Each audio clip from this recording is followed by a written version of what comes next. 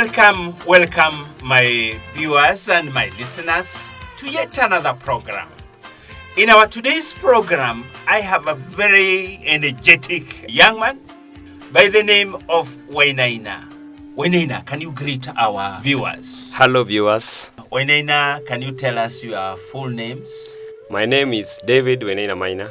I come from Subukia, Nakuru County. Yes, Nakuru County from Subukia. Aquis Farm. Aquis Farm. Yeah. Can you tell us about your schooling? I schooled at Kakingi Primary School, where I attended my primary school studies. I started my schooling in 1994, where I joined class 1. Then I went to class 8, where I finished 2002. From standard 8, where did you go? I attended my secondary school at St. Francis Secondary School, where I completed in 2006. Form 4? Form 4, yeah. Yeah. How did you like life at primary school and secondary school? Was it interesting? It was very interesting. Yes. I loved studies. You would like to go back there? I will if there is a chance. If a chance is given, you go back. I will go back. It must have been very wonderful, Wainaina. Yeah, it was. Yes. Then after Form 4, where did you go? I attended college at Komboni Polytechnic. Where is Komboni? Komboni is situated in Gilgil. Gilgil. Yeah. Now, is it a public, is it a government college or? No, it's not. It's a Catholic-based. It's a Catholic-based college. Yeah. Yes. What were you doing in Komboni? I was doing a course called CICT, Certified Information Communication Technology. Yes. Where I attended it for 2 years. Did you get a diploma? Yeah, I did. You got a diploma? Yeah. What was the course about? Can you tell us something about what was it to do with what? It was all about information technology. Yes. Where you are able to use the information you are getting in your real life studies. Was it a full-time course? Were you staying in college or you are a day scholar? I was a boarder. Yes. It was semester-based. Yeah. So you stayed there for 2 years? Yeah, for 2 years. Then after graduating at Komboni, where did you go? I went to Nairobi. Yes. Where I went to look for a job. Yes. I didn't get the job I was doing my studies. An ICT job? ICT job, yeah, I didn't get. Yes. I went to a company called Chloride Dioxide. Yes. Where I got a manual job. Manual job. Being an ICT graduate, you got a manual job. A manual job, yeah. Where were you staying in Nairobi? Who was housing you in Nairobi? My bigger brother called James Kamau. So he was the one who was housing you? Yeah. So when you were looking for work, Kamau was meeting your expenses? Yeah, he was. In Nairobi? Yeah. Yes. How long did you work in that company? I worked for 2 years. 2 years? Yeah. What work were you doing in that company? I was loading batteries in lorries. New batteries? New batteries, yeah. Yeah, these were car batteries? Yeah, car batteries. Yeah. Yeah. About how many batteries could you load in a day? Are you alone? No, we were 8 of us. Yeah, 8? 8 of us, yeah. Yes. So 4 people were loading one truck, and the other 4 people were loading the other truck. Yes. Yeah. And how many batteries were in one truck? Almost 1,200. Uh-huh. Yeah. And how many lorries would you load in a day? 6 or 7. Uh-huh. Yeah. So you worked there? I worked there. For those 2 years? Yeah. Yes. How was the life there? It was hard. What do you mean it was hard? Because you had to wake up very early. Yes. Because you have no fare, you have to trek. So sometimes you could trek? Yeah, because you have no fare. The money you are getting is not enough. And how much money were they paying you? They were paying us 370. Per day? Per day, yeah. And that was lunch? Yeah, you take the expenses of lunch there, yes. Breakfast. I had a house I rented after some time. After being employed, you rented a house? Yeah. And you realized that the money was not enough. Where did you rent this house? I rent in a slum called Kayaba. Kayaba? It is still Mukuru Kayaba? Mukuru Kayaba, yeah. Yes. Why did you rent in a slum? Because the house is cheap. Life there is cheap. Yes. Yeah, you can get either you are 20 and you eat and you sleep. That would be okay. Yeah. Where was the depot?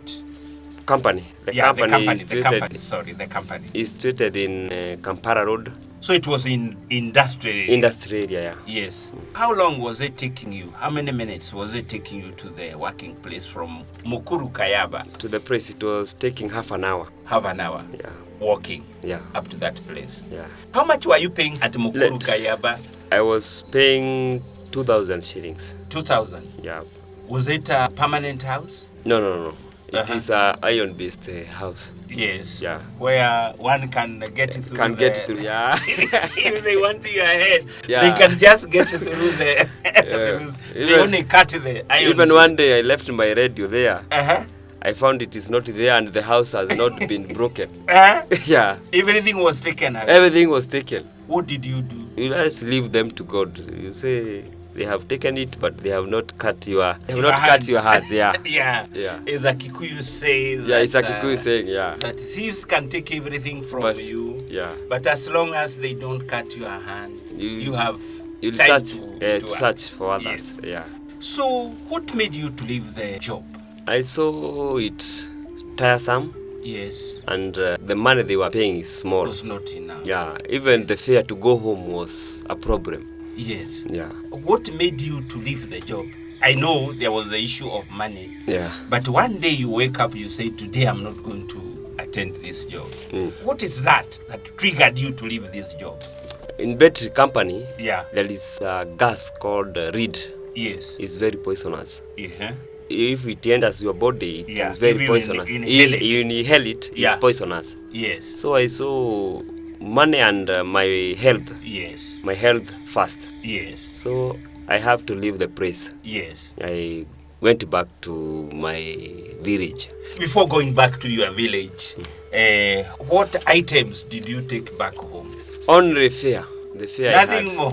Nothing more. The fare I had. What about the blanket you are using at Mukuru Kayaba? I sold them at a sell-away price. Yeah. How much did you sell the blanket? I think 150. Yeah. And they were ready buyers? They were ready buyers. Yeah. And the bed? All of them. I sold them. And the TV? All of them. I sold them. You had a TV? Yeah, I had a TV. Even a computer. Yeah. And you are leaving them in this Mukuru Kayaba? I was leaving them. The place I was staying was a little bit safe because I shifted from where I was at first. I went to somewhere where it was safe a bit. Or a better place? Yeah. It is after your things were stolen? After they were stolen. You went to another place? Only in that slum, but a better plot. That is, which was safer? It was safer. Yeah. Yeah. So you decided to go home? Yeah. And you only said whatever you carried was only the fare? The fare, yeah. Yeah. You are telling me you carried something in a paper bag, that you carried home something in a paper bag. What was in that paper bag? It was 2 bread. You decided to buy some loaf? Some loaf, yeah. I had to take them there. You made sure you had the fare up to home? Up to home, yeah. And to buy two breads. After staying in Nairobi for 2 years, yeah. Yes. Yeah. So you arrived home? Yeah, safely. Safely? Yeah. And what was the response of your parents? They were happy. They were happy to see you back? To see me back. Because even going home, I was not going. Yeah, I had stayed for a year without going home. Yes. Yeah. So when they saw me, even my father said, Mwana mpotevu amerudi. The prodigal son has come back. Yeah. He was very happy. They were very happy. Yeah. And you told them you are not going to go back to Nairobi? I didn't tell them, but by the look of things, they could see that they were asking, when are you going back? But I was telling them, I will go next week until a month, another month. I was still there, yeah. I had decided in my heart, I am not going back there.